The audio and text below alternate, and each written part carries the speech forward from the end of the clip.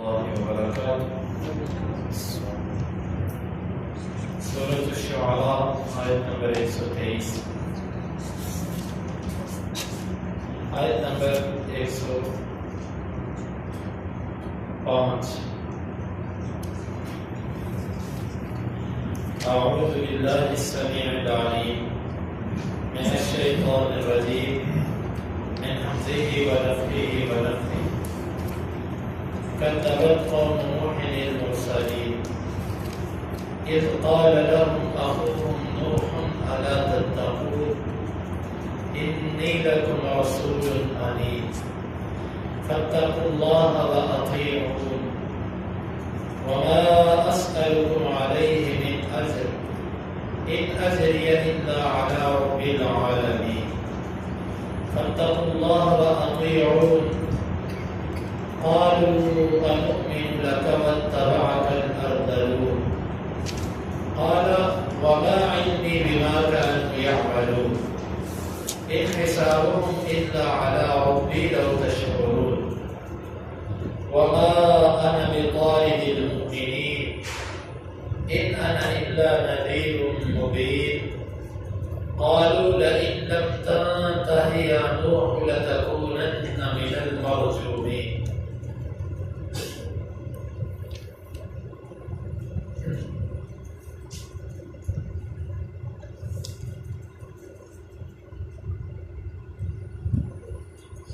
کذبت جھٹلایا قوم نوح علیہ السلام کی قوم نے المرسلین بھیجے ہوئے رسولوں کو اذ جب قال کہا لهم ان کو اخوهم ان کے بھائی نوح علیہ السلام نے الا کیوں نہیں تتقون تم ڈرتے انی بے شک میں لکم تمہارے لیے رسول ہوں امین امانت دار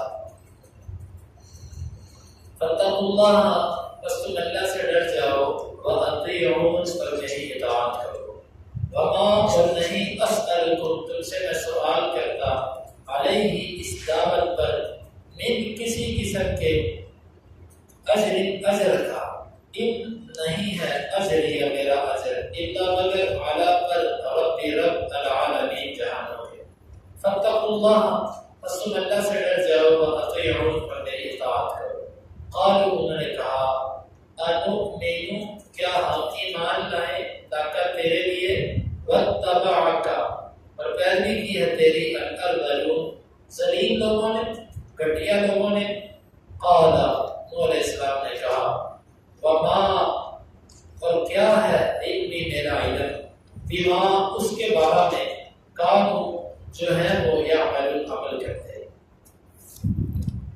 ان نہیں ہے حساب ان کا حساب الا مگر علی پر ربی میرے رب لو کاش کے تشعرون تم شعور رکھو وما اور نہیں ہوں انا میں بالطارد بگانے والا المؤمنین مومنوں کو ان نہیں ہوں انا میں الا مگر نذیر ڈرانے والا مبین واضح کذبت قوم نوح المرسلین نوح علیہ السلام کی قوم نے رسولوں کو جھٹلا دیا اذ قال لهم اخوهم نوح الا تتقون یہ جھٹلایا کب جب ان کو ان کے بھائی نوح نے کہا تم اللہ سے کیوں نہیں ڈرتے انی لکم رسول امین بے شک میں تمہارے لیے امانت دار رسول فاتقوا اللہ واطیعون تم اللہ سے ڈر جاؤ میری اطاعت کرو وما اسألکم علیہ من اجر اور اس دعوت پر میں تم سے کسی قسم کے اجر کا مطالبہ نہیں کرتا ان اجری الا علی رب العالمین میرا اجر رب العالمین پر ہے فاتقوا اللہ واطیعون بس تم اللہ سے ڈر جاؤ میری اطاعت کرو قالوا انؤمن لك واتبعك الارذلون وہ کہنے لگے کیا ہم تجھ پہ ایمان لے آئے اور اس حال میں کہ پیروی کی ہے تیری ذلیلوں نے قال وما علمي بما كانوا يعملون اور وہ کہنے لگے کہ کیا ہے میرا علم یا نہیں ہے مجھے علم اس کے بارے میں جو عمل کرتے ہیں ان حسابهم الا على ربي لو تشعرون ان کا حساب تو میرے رب پر ہے کاش کہ تم جان جاؤ وما انا بطارد المؤمنین اور میں مومنوں کو بگانے والا نہیں ہوں ان انا الا نذیر مبین نہیں ہوں میں مگر واضح ڈرانے والا العزت نے نوح علیہ السلام کا واقعہ ذکر فرمایا۔ نوح علیہ السلام دنیا میں بھیجے جانے والے رسولوں میں سے پہلے رسول ہے۔ نبی تو سب سے پہلے آدم علیہ السلام ہے، لیکن رسولوں میں سے سب سے پہلے رسول جو دنیا میں مبعوث کیے گئے وہ نوح علیہ السلام ہے۔ اللہ تعالیٰ نے ان کا ذکر فرمایا کہ نوح علیہ السلام کی قوم نے رسولوں کو جھٹلا دیا۔ سوال پیدا ہوتا ہے کہ نوح علیہ السلام کی قوم نے تو صرف ایک رسول کو جھٹلایا، وہ نوح علیہ السلام۔ تو اللہ تعالیٰ نے قرآن مجید میں فرمایا کہ انہوں نے رسولوں کو جھٹلایا۔ تو اس کا جواب یہ ہے کہ جس نے ایک رسول کو جھٹلایا گویا کہ اس نے سارے رسولوں کو جھٹلایا، اور جس نے ایک قرآن مجید کی آیت کا انکار کیا اس نے سارے قرآن کا انکار کیا، جس نے ایک حدیث کا انکار کیا اس نے ساری احادیث کا انکار کیا۔ یہ قانون ہے۔ کیوں؟ اگر وہ اللہ کے لیے مانتا ہوتا تو پھر وہ اس کو بھی مانتا جس کا وہ انکار کر رہا ہے۔ اسی لیے ہم کہتے ہیں کہ عیسائی عیسیٰ علیہ السلام کو نہیں مانتے، یہودی موسیٰ علیہ السلام کو نہیں مانتے، یہ ان کے صرف زبانی دعوے ہیں کہ ہم ان کو مانتے ہیں۔ اگر یہ عیسیٰ اور موسیٰ علیہ السلام کو مانتے ہوتے تو انہوں نے جو دعوت دی تھی کہ ہمارے بعد ایک نبی آئے گا تو یہ اس نبی کو بھی مانتے، معلوم ہوا کہ یہ اپنے نبیوں کو بھی نہیں مانتے۔ تو یہ اللہ رب العزت نے فرمایا کہ انہوں نے نبیوں کو جھٹلا دیا۔ جھٹلایا کب؟ جب ان سے ان کے بھائی نوح نے کہا تم اللہ سے ڈرتے کیوں؟ نوح علیہ السلام کو یہاں پر اپنی قوم کا بھائی کہا گیا۔ بعض لوگ کہتے ہیں کہ نبی کو بھائی کہنا بے ادبی ہے، گستاخی ہے، وہ گستاخ ہے جو ایسا کہتا ہے۔ اب دیکھیں اللہ تعالیٰ تقریباً ہر نبی کو اس قوم کا بھائی کہہ رہے ہیں۔ بھائی نبی بھائی ہوتا ہے لیکن اس طرح نہیں ہوتا کہ جس طرح بڑا بھائی ہوتا ہے۔ بڑا بھائی اس کے ساتھ تو اختلاف بھی ہو سکتا ہے، بڑے بھائی کے ساتھ جھگڑا بھی ہو سکتا ہے، بڑے بھائی کی بات ماننا لازم اور فرض نہیں ہے۔ نبی ہوتا بھائی ہے لیکن کس اعتبار سے کہ وہ بھی آپ کی جنس میں سے ہے، آپ کی قوم میں سے ہے، آدم علیہ السلام کی اولاد میں سے ہے۔ باقی نبی ہونے میں وہ اللہ کی مخلوقات میں فائق ہوتا ہے، اور اگر کوئی بندہ ان کی کسی بات کو نہیں مانتا، نبی سمجھ کر بھی ان کی بات کو نہیں مانتا، تو وہ ملت اسلامیہ سے نکل جاتا ہے۔ تو اس لیے یہ جو بعض لوگ اللہ تعالیٰ ان کو ہدایت عطا فرمائے وہ پراپیگنڈا کرتے ہیں اہل حدیث کے بارے میں کہ یہ نبی کو جی بڑے بھائی جتنا مانتے ہیں، کہتے ہیں اتنا ادب کرو جتنا بڑے۔ اگر کسی نے یہ عبارت لکھی ہے کہ نبی کا، یہ تو حدیث کے لفظ ہے نا، ولیکن اقربوا اخاکم، نبی صلی اللہ علیہ وسلم نے فرمایا کہ اپنے بھائی کا اکرام کرو، میں تمہارا بھائی ہوں، میرا اکرام کرو، عزت کرو۔ لیکن اگر کسی نے یہ لکھا ہے کہ بڑے بھائی جتنا احترام کرو، اس کی عبارت کا مطلب یہ ہے کہ جس طرح بڑے بھائی کو سجدہ نہیں کیا جاتا، بڑے بھائی کی عبادت نہیں کی جاتی، اس سے بندہ اس کی تعظیم اور خوف اس طرح اپنے دل میں نہیں جاتا جس طرح اللہ کا ہوتا ہے، اسی طرح تم نہ میری عبادت کرو، نہ میرے سے مانگو، نہ میری اس طرح تعظیم کرو جس طرح اللہ کی تعظیم ہے۔ یہ اس کا مطلب ہے۔ یہ مطلب اس کا نہیں ہے کہ جس طرح تمہارا بڑا بھائی ہے اس طرح تم نبی کو مانو، اس طرح تو کوئی بھی نہیں مانتا۔ جو مسلمان ہے جب تک وہ اس طرح نہ مانے کہ اپنے مال، اپنے جان، اپنی اولاد، اپنے رشتہ دار سب سے بڑھ کر جب تک وہ نبی صلی اللہ علیہ وسلم کو نہ مانے، اس وقت تک وہ مسلمان نہیں ہوتا۔ تو ان کے بھائی نوح نے کہا کہ تم ڈرتے کیوں نہیں اللہ تعالیٰ سے؟ انی لکم رسول امین، میں تمہارے لیے امانت دار رسول۔ نبی کے اندر یہ وصف ہوتا ہے، نبی اپنی زندگی اس کی ایسی ہوتی ہے کہ وہ لوگوں کو چیلنج کے طور پر اپنی زندگی پیش کرتا ہے۔ لوگوں دیکھو میری زندگی ہے، اس میں کوئی عیب نہیں۔ اب یہ دیکھو کتنی بڑی بات ہے کہ میں امانت دار ہوں، آسمان سے جو وحی آتی ہے اس میں بھی امانت دار ہوں، اور تمہارے اندر میں نے ایک عرصہ گزارا، تمہارے اندر بھی میں امانت دار رہا ہوں۔ اب تم دیکھ لو میرے اندر کوئی ایسی خیانت ہے؟ جب میں نے تم میں سے کسی ایک بندے کے ساتھ کبھی خیانت نہیں کی، تو آج میں نے اپنے اللہ سے خیانت کر دی۔ یہی ہمارے نبی صلی اللہ علیہ وسلم نے بھی چیلنج کیا تھا، لقد لبثت فیکم عمرا من قبلہ افلا تعقلون، لوگوں میں نے عمر کا ایک حصہ تمہارے اندر گزارا ہے، تمہیں عقل نہیں ہے؟ شعور نہیں ہے کہ تمہارے اندر جب میں نے زندگی کا ایک حصہ گزارا تو تم میں سے کسی پر نہ میں نے کبھی جھوٹ بولا، نہ میں نے کبھی الزام لگایا، نہ میں نے کبھی تمہارے معاملے میں خیانت کی۔ اب تمہارے معاملے میں تو میں بڑا سچا اور امانت دار، صادق و امین۔ نعوذ باللہ، میں نے جب الزام لگانا تھا تو اللہ پہ لگانا تھا، تو اس سے مجھے نبی بنا دیا۔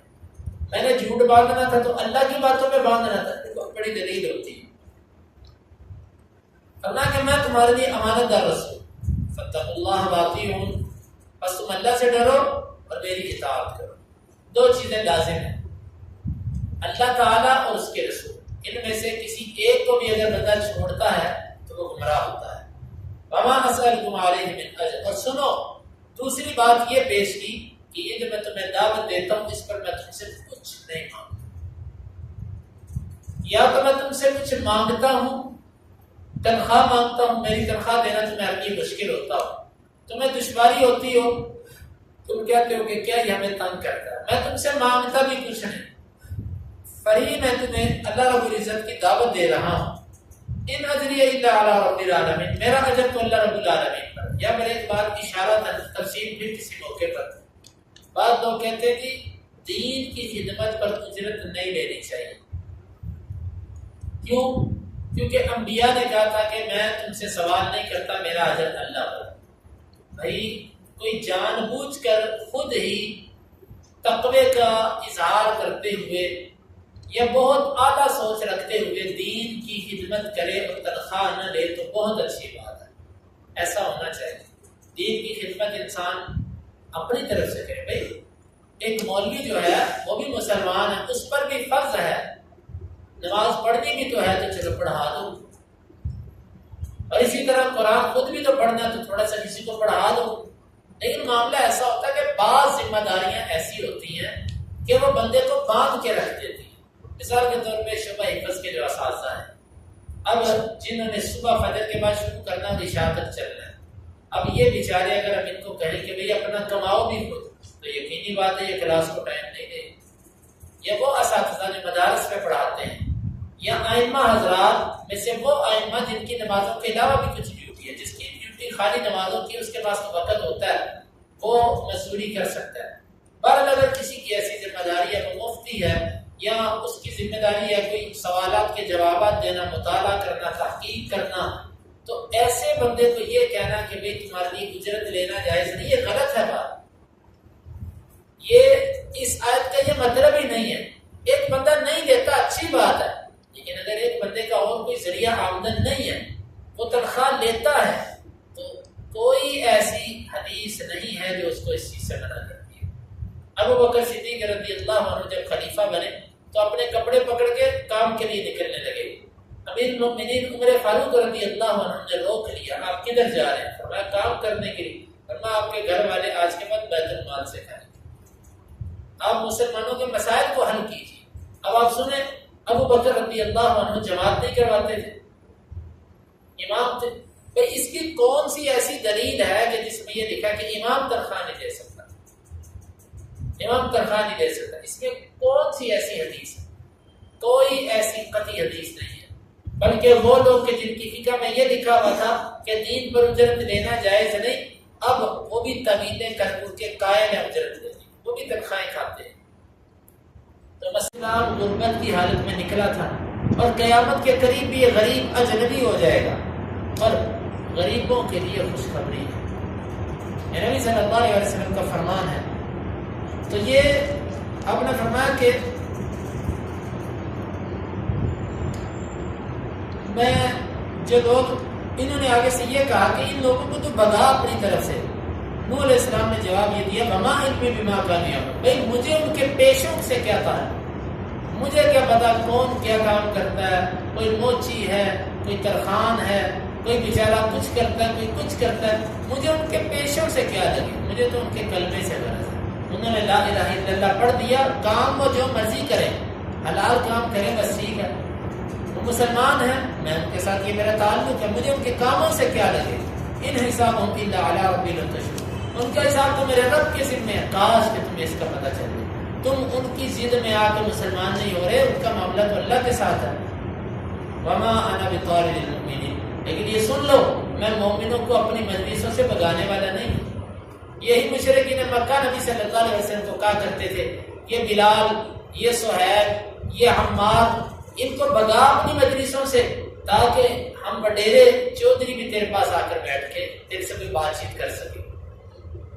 لیکن ہمیشہ غرباء و فقراء ہی ایسے معاملات کے اندر سعادت لے کر جاتے رہے۔ تو فرمایا کہ میں مومنوں کو بھگانے والا نہیں، ان انا الا نذیر مبین، میں تو بڑا واضح ڈرا دینے والا ہوں، میرا کام ہے صرف ڈرانا، زبردستی منوانا میرا کام نہیں ہے۔